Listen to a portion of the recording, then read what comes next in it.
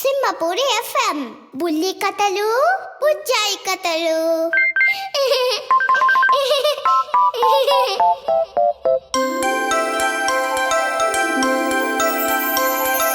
చిన్ని పిల్లలు చిన్నారి పిల్లలు ఆడి పాడి పచ్చని వేళ మంచి మాటలతో చక్కగా హలరించి బుల్లి కథ వింటారా ఈ వేళ. వింటాం సింహపూరి ఎఫ్ఎం బుల్లి కథలు బుజ్జాయి కథలు.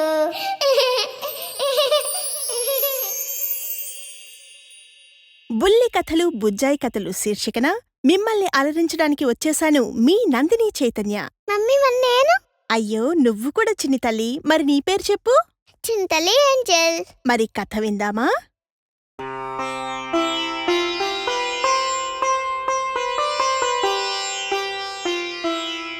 చిన్ని తల్లి, పంచతంత్ర కథల్లో 5 శీర్షికలున్నాయి. అందులో మొదటి ఉపశీర్షిక మిత్రలాభం. ఇప్పుడు మనం మిత్రలాభం శీర్షికను ఉద్దేశించి కథలన్నీ వినబోతున్నాం. విందామా? రాజు ఆస్థానం నుంచి రాకుమారుల్ని వెంటబెట్టుకొని విష్ణు శర్మ తన ఆశ్రమానికి చేరుకొని వారికి కథలను ఇలా చెబుతున్నాడు. రాకుమారులారా, మన దగ్గర డబ్బు లేకపోయినా, మంది మార్బలం లేకపోయినా పర్వాలేదు. మంచివాళ్లు 4 స్నేహితులుగా ఉంటే అదే 10,000. స్నేహితులుంటే అనుకున్న పనులు ఇట్టే సాధించొచ్చు. పూర్వం ఓ కాకి, తాబేలు, జింక, ఎలుక స్నేహంగా ఉంటూ సుఖంగా జీవించాయి. వాటి గురించి ఓ కథ ప్రచారంలో ఉంది, వింటారా అని అడిగాడు విష్ణుశర్మ. చెప్పండి గురుదేవా, వింటాం అంటూ ఎంతో వినయంగా ఆసక్తిగా అడిగారు రాకుమారులు. విష్ణుశర్మ కథ ఇలా చెప్పసాగాడు. అనగనగా ఒక అడవి. ఆ అడవిలో ఓ మర్రి చెట్టు. ఆ చెట్టు మీద ఎన్నో పక్షులుంటున్నాయి. ఆ పక్షుల్లో ఒక కాకి కూడా ఉంది. దాని పేరు లఘుపతనకం. ఒకరోజు తెల్లవారుజామునే వేటగాడొకడు అడవిలో నూకలు చల్లి వాటిపై వలపన్నాడు. వలపన్ని చెట్టు చాటుగా దాక్కున్నాడు. తెల్లగా తెల్లారింది.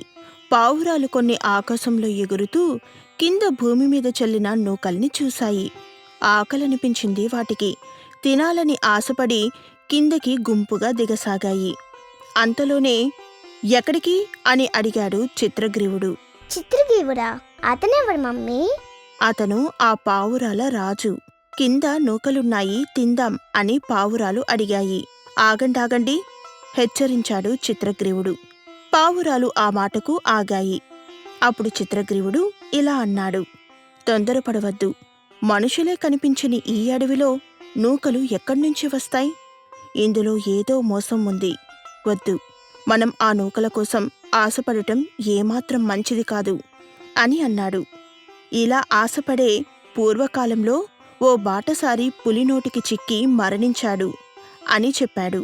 ఆ మాటలకు పావురాలు ఆశ్చర్యపోయాయి. అవును, మీకు ఆ కథ చెబుతాను, వినండి అంటూ కథ చెప్పాడు చిత్రగ్రీవుడు. ఒక పెద్ద చెరువు ఉంది. ఆ చెరువు గట్టున ఓ పొద కూడా ఉండేది. ఆ పొదలో ముసలిపులి ఒకటి నివసిస్తోంది. గట్టుమీద నుంచి ఓ బాటసారి అటుగా పోతున్నాడు. అతన్ని చూసింది ఆ పులి. ఇదిగో అని కేకేసింది. పిలుస్తున్నది ఎవరా అని చూశాడు బాటసారి. పులి పిలుస్తోంది. వెంటనే భయపడిపోయాడు. అప్పుడు పులి, భయపడకు, చూశావా నా చేతిలోని బంగారు కడియం? దీన్ని నీలాంటి పుణ్యాత్ముడికి ఇవ్వాలని కోరికగా ఉంది. అందుకే పిలిచాను. చెరువులో స్నానం చేసి శుచిగారా, ఈ బంగారు కడియాన్ని తీసుకో అంది పులి. బంగారు కడియాన్ని వేళ్ల మధ్య ఉంచి ఆడించసాగింది. బాటసారి కడియాన్ని చూసి, మెరిసిపోతూ భలే బాగుందే, మంచి బంగారమే, అనుమానం లేదు. అయితే కడియం కోసం పులిని నమ్మి దగ్గరగా వెళ్తే అమ్మో ఇంకేమైనా ఉందా, నన్ను తినేయదు అని అనుకున్నాడు. అయినా బంగారాన్ని వదులుకోలేకపోతున్నాడు. ఒక పక్క ప్రాణం, మరో పక్క బంగారం. ఏం చెయ్యాలో అంతుచిక్కలేదు ఆ బాటసారికి. ఆ అంతుచిక్కని స్థితిలోనే పులితో ఇలా అన్నాడు. నువ్వేమో క్రూర జంతువు, నేనేమో మనిషిని. నీ దగ్గరకు రావాలంటేనే భయంగా ఉంది. నిన్నెలా నమ్మాలి చెప్పు? బంగారం కోసం ప్రాణాన్ని పణంగా పెట్టలేను. నీ దగ్గరికి రాలేను అన్నాడు. అప్పుడు పులి ఇలా అంది. నువ్వన్నది నిజమే. నేను క్రూర జంతువునే. నన్ను చూసి నువ్వు భయపడడంలో ఏమాత్రం తప్పులేదు. అయితే యవ్వనంలో నేను చాలా పాపాలు చేశాను. ఎన్నో జంతువుల్ని, ఎందరో మనుషుల్ని పొట్టన పెట్టుకున్నాను.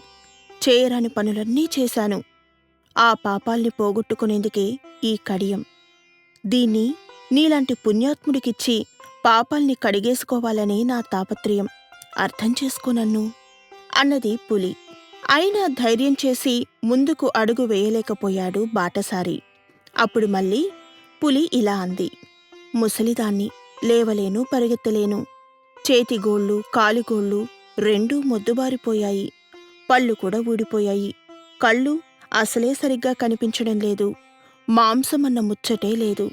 మాంసం తినడాన్ని ఎప్పుడో మానుకున్నాను. పండ్లు, కాయలు తిని ఇదిగో ఇలా బతుకుతున్నాను. నా అవతారం చూశావుగా. అయినా నమ్మకం కలగడం లేదా? నా గురించి లేనిపోనివి ఆలోచించి భయపడకు. రా, ముందు ఆ చెరువులో స్నానం చెయ్యి అన్నది పులి. మమ్మీ, నిజంగా ఆ పులి ముసలిదేనా? అవ్వచ్చు. కాని ఏం జరిగిందో విందాం చిన్ని తల్లి. కథలోకి వెళితే దాని మాటలు నమ్మాడు బాటసారి. పులి మాటలు నమ్మాడనడం కన్నా బంగారం మీద ఆశే ఎక్కువయింది అతనికి. బంగారు కడియం కళ్ల ముందు కదలాడుతుంటే స్నానం చేసేందుకు చెరువులోకి దిగాడు. బురద బురదగా ఉంది లోపల. కాలు పెడితే జారిపోతున్నాడు. అయినా తెగించాడు. అంతే, బురదలో దిగబడిపోయాడు. కాళ్ళు తీద్దామంటే రావట్లేదు. భయపడిపోయాడు. రక్షించండి బాబోయ్, రక్షించండి అంటూ కేకలేశాడు. అరవకు, నేనున్నానుగా, నేను నిన్ను రక్షిస్తాను అంది పులి. చేతిలోని కడియాన్ని జాగ్రత్త చేసి అడుగులో అడుగు వేసుకుంటూ మెల్లగా వచ్చి చిక్కిన బాటసారి మీద ఒక్కసారిగా దూకింది. అతన్ని చంపి కండలు, గుండెలు తిని కడుపు నింపుకుంది. అమ్మో, చినితల్లి, మరి ఈ కథలో నుంచి నీకేమర్థమైంది? ఆ బాటసారి పులి దగ్గరికి వెళ్లకుండా ఉండాల్సింది మమ్మీ. కరెక్ట్. కానీ వెళ్ళాడు. ఎందుకు? కడియం కోసం కదా మమ్మీ. అవును తల్లి. కాని ఆ పులి కడియం చూపి అతన్ని మోసం చేసింది కదా. అవును మమ్మీ. అందుకే తెలియని వ్యక్తుల్ని, తెలియని వారితో పరిచయాలు పెంచుకోవడం మంచిది కాదు. సరేనా? సరే మమ్మీ. ఇలా బాటసారి పులి కథను చెప్పడం ముగించాడు చిత్రగ్రీవుడు మిగిలిన పావురాలతో. అందుకే దురాశ పనికిరాదంటారు. దురాశకు పోతే ప్రాణాలే బలిపెట్టాల్సి వస్తుంది. అడవిలో నూకల కోసం ఆశపడితే మనకు అదే గతి పడుతుంది. అందుకే వద్దంటున్నాను అన్నాడు చిత్రగ్రీవుడు. అంటుండగానే ఇలాంటి కథలు చాలా విన్నాం అందో ముసలి పావురం. అంటూ నీకన్నీ అనుమానాలే. నీ అనుమానాలతో ఆకలి తీరదు. ఎదురుగా ఉన్న ఆహారాన్ని కాదనుకొని ఏవేవో ప్రమాదాలు ఊహించుకోవడం అవివేకం. అయినా తిరిగి తిరిగి అలసిపోయాం. నూకలు దొరికాయా? లేదు. తీరా దొరికితే వద్దనుకోవడం నా వల్ల కాదు. నేను కిందకు దిగుతున్నాను, నాతో పాటు దిగేవాళ్లు దిగండి, లేదంటే మీ ఇష్టం అంటూ కిందకి దిగేసింది ముసలి పావురం. పాపం ఆకలితో ఉన్నాయేమో మిగిలిన పావురాలు కూడా దిగండి దిగండి అంటూ ఒకదానికొకటి చెప్పుకొని కిందకు దిగాయి. తప్పనిసరిగా చిత్రగ్రీవుడు కూడా దిగాల్సి వచ్చింది.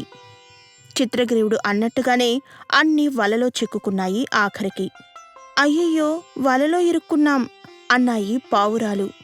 ముసలి పావురాన్ని నీవల్లే ఇదంతా జరిగింది అంటూ దాన్ని అనరాని మాటలంటూ బాధపడ్డాయి. చిత్రగ్రీవుడు చెబుతూనే ఉన్నాడు, అయినా పట్టించుకోలేదు. తప్పు మాదే అంటూ కన్నీళ్లు పెట్టుకున్నాయి. అప్పుడు చిత్రగ్రీవుడు, బాధపడకండి, తప్పు మీదీ కాదు, అలాగే ఆ ముసలి పావురానిది కాదు. తప్పంతా ఆకలిది. ఆకలిని తట్టుకోలేంకా, అందుకే వలలో చిక్కుకున్నాం. ఇప్పుడు ఏడ్చి లాభం లేదు. ముందు బాగా ఆలోచించి ఇక్కడ్నుంచి తప్పించుకునే ఉపాయాన్ని కనిపెట్టాలి అంటూ ఆలోచనలో పడ్డాడు. ఇంతలో దగ్గరగా వస్తున్న బోయని చూసి ముసలి పావురం గగ్గోలుగా అరిచింది. అడుగడుగు బోయవాడు వచ్చేస్తున్నాడు, చూడండి చూడండి అనగానే చిత్రగ్రీవుడు అటువైపు చూశాడు.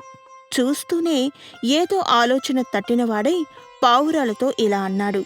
ఇప్పుడు ఈ క్షణం ఇక్కడి నుంచి మనందరం తప్పించుకోవాలంటే ఒక్కటే మార్గం ఉంది.